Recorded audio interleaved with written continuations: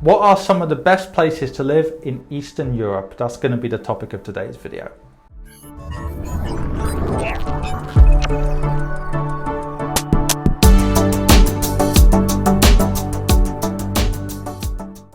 So if you're an expat or a high net worth individual, check out infuriated.com to see what we can offer you. Now, on today's video, I'm going to talk about Eastern Europe. Now, a lot of people don't know that I actually spent about a year of my life in Eastern Europe.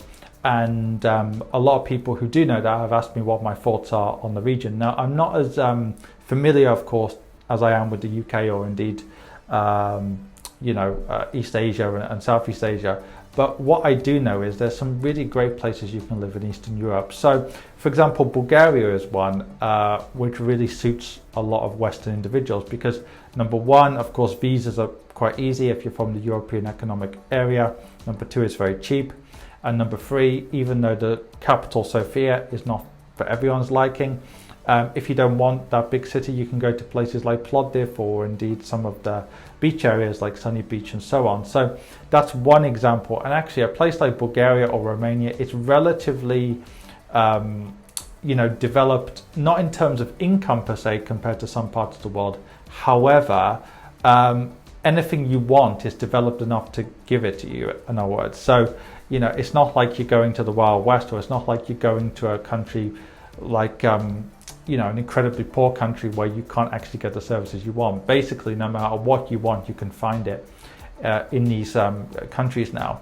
However, what I have noticed is if somebody wants something a little bit more developed, I would say Budapest in Hungary and also Prague in Czech Republic is a bit nicer for some people because there's a bigger expat community. So, for example, when I went to Budapest 2 or 3 years ago, I've never lived there, but I know several people there.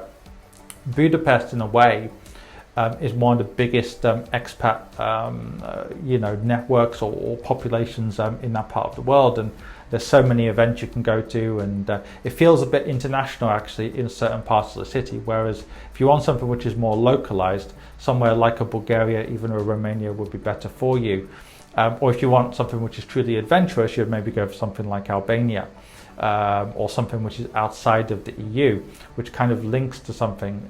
If you were to kind of make this more broad and talk about the Caucasus, which isn't really, strictly speaking, Eastern Europe maybe, but somewhere like Georgia or countries around Georgia, in a way it's probably like Bulgaria or Romania would have felt in the mid-1990s, but people actually go to those kind of places because there's low tax, it's relatively safe, it's good in terms of the cost of living.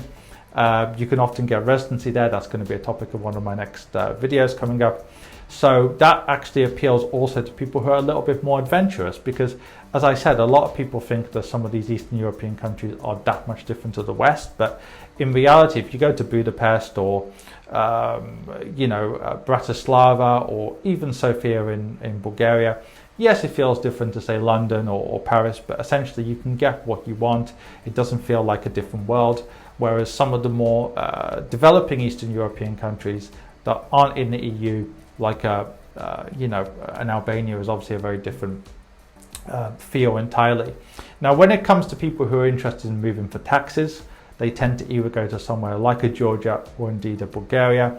For somebody who's looking for example, somewhere which is the most developed, as I said, somewhere like Hungary makes a lot more sense. So for me, having lived in many countries in the world, having visited many countries in the world, I'll say some parts of Eastern Europe are actually very good to live in as an expat. However, it's still not the best place to go in the world if you're looking for, say, an adventure. It's also not the best place in the world if you're looking for high expat packages. But if you're, say, a digital nomad or an online business owner, somebody who can work from anywhere in the world, it should be considered because the internet's fast, it's safe in most countries, it's cheap in most countries, or relatively cheap. So those are the kinds of people who should consider Eastern Europe. In comparison, if you're looking for the highest expat packages, you should consider somewhere like a Singapore, Switzerland, or for that matter, even London or Paris, or a hardship location. In other words, if you're working in oil and gas or something like that, you could maybe consider some of the more dangerous countries, even though you're going to be in a safe compound. Often the multinationals pay more for those locations. How can I help you? In two ways. First of all, are you an expat, a high net worth individual, or just somebody who lives in a part of the world where it's difficult to get access to quality investment solutions? In which case, go onto my website on adamfayed.com and find out more.